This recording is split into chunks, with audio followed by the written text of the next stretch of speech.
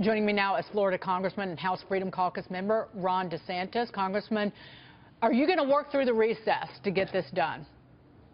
Well, I think we have to. You hear in Washington, oh, well, there's all these things on the agenda, the appropriations, in addition to what you mentioned, and we just have so few legislative days. Well, there's nothing written in stone that you got to take 5 weeks in August and early September. So my view would be we got to make the most of our opportunities now, and to kind of cut out and come back without getting our work done, I think would be a mistake. Now, normally, I would say it's better for the country when Congress isn't in session, because then they can't do damage. But in this case, we have a number of things lined up, and I think that the American people are not going to say, oh, well, they just ran out of time. They tried. So, yeah, we got to get it done, I think, whatever it takes. Congressman, it's Mitch Rochelle.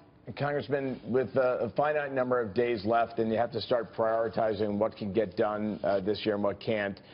In the sort of the rock, paper, scissors game here, is taxes going to be more important than health care? And then we also passed a bill last week and sort of repealing and replacing Dodd-Frank. Which of those becomes the priority? Well, I think that I don't know that I think of it that way, just because procedurally the health care is part of the FY17 budget reconciliation.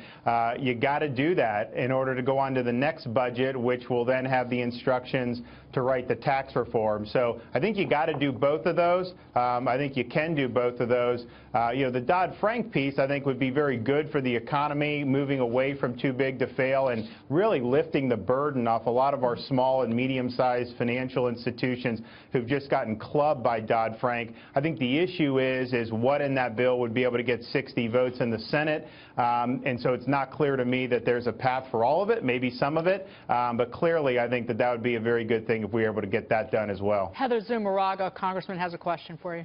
If we are lifting some of the financial regulations off of the financial institutions or the big banks and Dodd-Frank, what do you think that would be a positive for financials and freeing up more capital for them in the long run?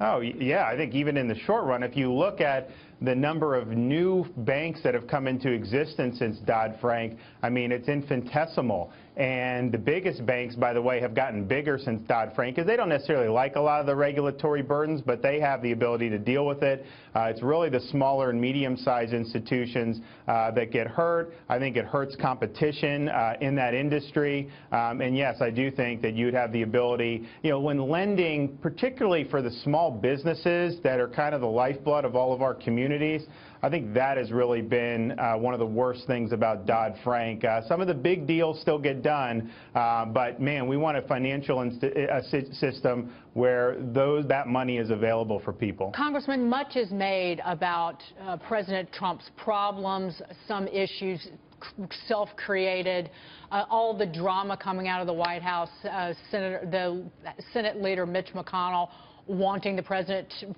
to provide less drama, if you will. But I point to the drama within your own party, where you have senators and people in the House who can't agree on how you're going to pay for tax reform. Are you going to do tax reform? Are you going to do tax cuts? In the Senate, you see the division as they try to move ahead on the health care bill that you passed miraculously. But they don't, some senators in the Republican Party, they don't want to give up the Medicaid handouts. They're making issues about the opioid crisis and coverage for rehab, if you will. Is a bigger problem, in essence, the division within the party and not what happens out of the White House?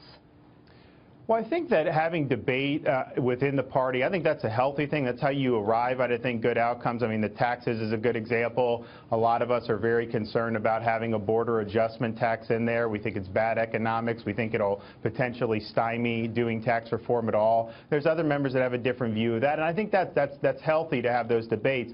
I think the problem that I think Republicans in Congress have had is when there's this big gap between their campaign rhetoric and then their actions in Washington. And we were very strong for years and years running against Obamacare.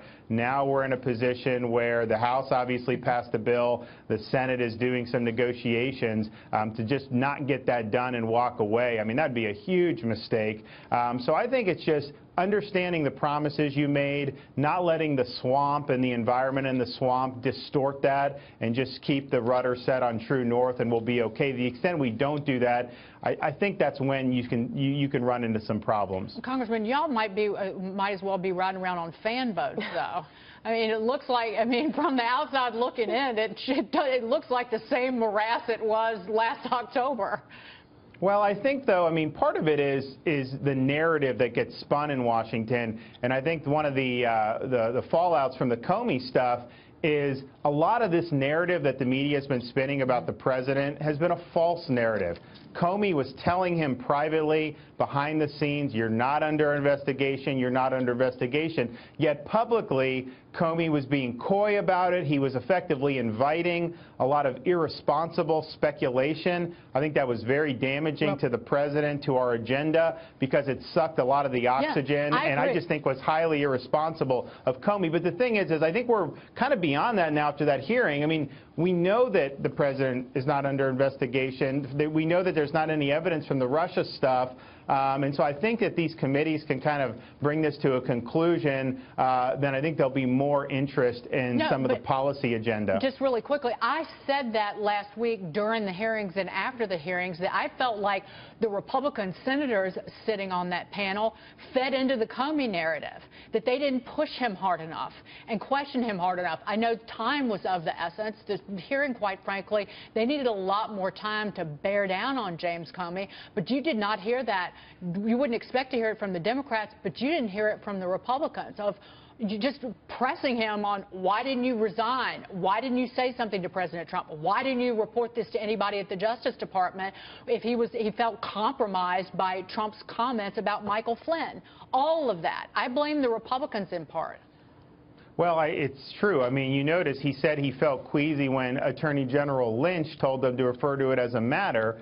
But yet he basically went ahead and did it and didn't do anything to raise a red flag. He exonerated Hillary himself because he felt Lynch was conflicted, but never offered to resign. So I think kind of one of the themes that's coming through his testimony is he tends to do what's best for him and his image. And I think his testimony has left a lot of questions. And if he comes back to Congress and maybe the Senate or House Judiciary Committees, I think that there's going to be a lot of things he's going to have to answer for. And so to the extent he was going to be this star witness, I'm just not sure that was the case at all. Right, and even Senator Dianne Feinstein, longtime Democrat, raising the issue of a Senate panel looking into Loretta Lynch and what she told James Comey about the Hillary Clinton investigation.